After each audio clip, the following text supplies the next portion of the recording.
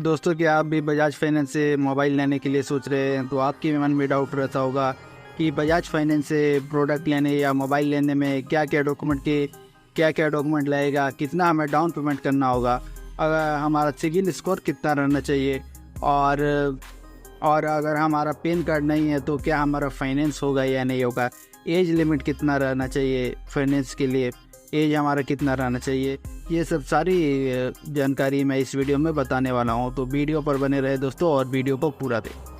तो दोस्तों, बजाज फाइनेंस से प्रोडक्ट लेने के लिए सबसे पहले तो आपका जो एज लिमिट रहना चाहिए वो आपका 21 साल रहना चाहिए। एज लिमिट आपका 21 साल प्लस रहना चाहिए। अगर आपका 21 साल से कम रहता है, आधार कार्ड के हिसाब से 21 साल से कम रहता है, तो आप फाइनेंस के लिए एलिजिबल नहीं है दोस्तों। तो आपको अपना आधार कार्ड में चेक कर लीजिए कि 21 साल प्लस है, तभी हम बजाज फाइनेंस के लिए अप्लाई करिए, वरना आपका रिजेक्ट हो जाएगा। और बजाज फाइनेंस में डॉक्यूमेंट की बात करें तो इसमें आपका पैन कार्ड, आधार कार्ड और बैंक का पासबुक लगता है। पैन कार्ड आपका लगता है, आधार कार्ड लगता है और बैंक का पासबुक लगता है। इन केस आपका पैन कार्ड नहीं है तो आप वोटर आईडी कार्ड देकर भी फाइनेंस करा सकते हैं। बहुत सारे केस में क्या रहता है, पैन कार्ड नहीं रहता है तो वोटर आईडी कार्ड भी देकर फाइनेंस का हो सकता है। लेकिन जिनका पैन कार्ड रहता है उनका सिबिल स्कोर थोड़ा सा अच्छा रहता है उनके मुकाबले में जिनका सिर्फ वोटर आईडी कार्ड है। तो अपना डॉक्यूमेंट प्रॉपर रखिए दोस्तों, पैन कार्ड, आधार कार्ड और बैंक का पासबुक। जब भी फाइनेंस दीजिए पैन कार्ड, आधार कार्ड, बैंक का पासबुक दीजिए, इससे अप्रूवल्स के चांस ज़्यादा रहेंगे दोस्तों। और इसमें जो आपके मन में डाउट रहता है कार्ड का कितना लगता है, इसमें कार्ड की बात करें तो इसमें कार्ड का 530 रुपये कार्ड का लगता है। 530 रुपये आपका कार्ड का लगता है और 399 DVD चार्ज लगता है और 1.77। मान लीजिए आप 10,000 का मोबाइल ले रहे हैं, ओप्पो कंपनी का 10,000 का ओप्पो A18 जो अभी नया लॉन्च किया है, वो आप मोबाइल ले रहे हैं फाइनेंस के थ्रू, तो आपको जो कार्ड का लगेगा उसमें कार्ड का आपका 530 रुपये लगता है कार्ड का। और किसी केस में क्या रहता है कि आपको एक एड ऑन कार्ड कर देते हैं, मतलब कि आपका जो कार्ड है वो एक और भी आपके जो रिलेटिव है, भाई है, बहन है या आपके फादर है, उनके नाम पर एक एड ऑन कार्ड होता है, वो 200 रुपये एक्स्ट्रा चार्जेस लगता है।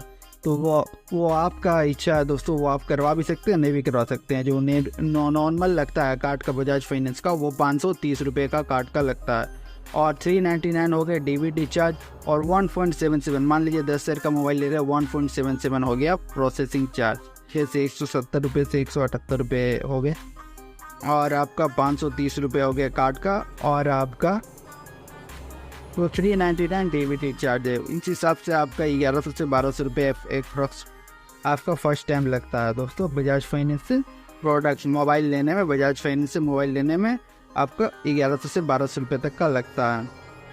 अगर आप महंगा मोबाइल ले रहे हैं वो 1.77, 20,000 का 1.77 और महंगा हो जाएगा, ठीक है दोस्तों, 300 से पार हो जाएगा, 350 से पार हो जाएगा। तो आप जितना महंगा मोबाइल लीजिए इसमें 1.77 आप इंक्लूड कर दीजिए और 530 रुपये बजाज कार्ड का और 399 DVD चार्ज, ये सारी चार्जेस आपका लगता है दोस्तों, ठीक है।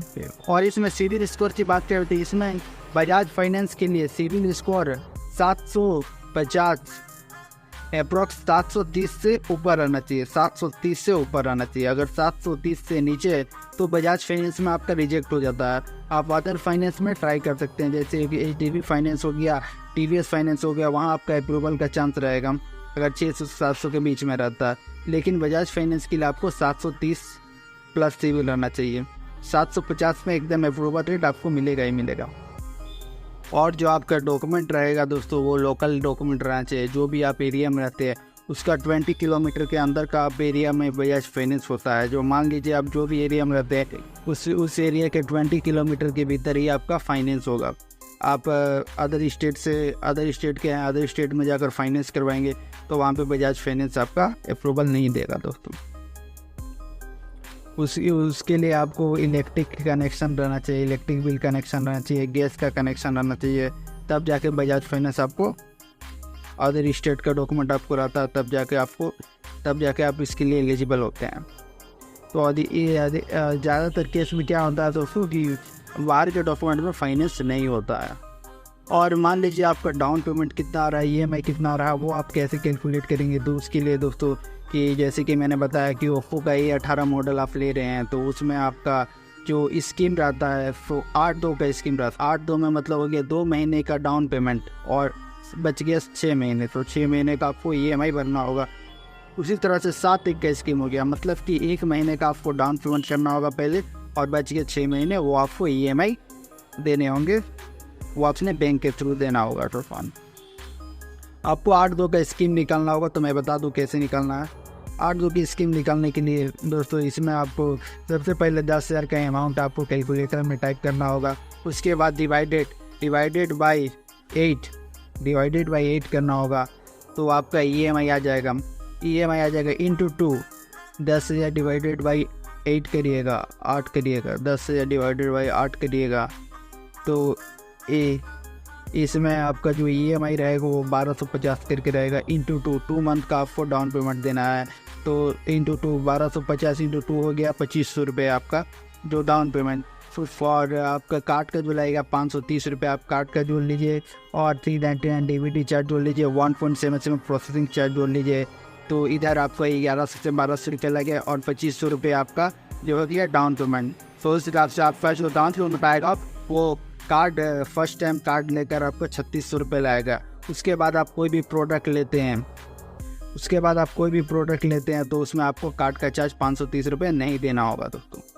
2 EMI करने के बाद आप कोई भी प्रोडक्ट फिर से फाइनेंस करवा सकते हैं दोस्तों। अगर आपने सही तरीके से पहले 2 EMI सही तरीके से भरा तो कोई भी आप प्रोडक्ट आप फाइनेंस करा सकते हैं। वो आपके लिमिट के ऊपर डिपेंड करता है कि आपको 20,000 का फ़ोन मिलेगा, 30,000 का फ़ोन मिलेगा। कोई भी प्रोडक्ट जैसे सीरीज TV जो शॉप पर अवेलेबल है वो भी आप करवा सकते हैं बजाज फाइनेंस के थ्रू। और जीरो डाउन पेमेंट की बात करें तो आपको जीरो डाउन पेमेंट में लेना है तो आपको पहले 2 EMI किस्तें बढ़िया से कटाना होगा। और अगर एलिजिबल रहें तो कंपनी के जैसे स्कीम रहता है मॉडल का जैसे प्रोवाइड करता है, जो बड़ा मॉडल में 0 का स्कीम रहता है, 0 डाउन पेमेंट का स्कीम रहता है, तब जाके आपको 0 डाउन पेमेंट में आपको प्रोडक्ट मिलेगा। अगर उसमें 0 डाउन पेमेंट का स्कीम नहीं रहता है, 8-2 का स्कीम रहता है, 7-1 का स्कीम रहता है, तब जाकर आपको 1-2 महीने का डाउन पेमेंट करना होगा। अगर 8-0 का स्कीम रहता है तभी जाकर आपको, या 6-0 का स्कीम रहता है तभी आप जो है 0 डाउन पेमेंट पे मोबाइल मिलेगा, नहीं तो नहीं मिलेगा दोस्तों। बहुत सारे शॉप में बोल देंगे कि आपको 0 डाउन पेमेंट में मोबाइल मिलेगा, लेकिन आपको EMI पहली बात तो आपको EMI सही तरीके से भरना होगा और जो मॉडल में ऑफर रहेगा 0 डाउन पेमेंट का वही मॉडल मिलेगा आपको 0 डाउन पेमेंट का।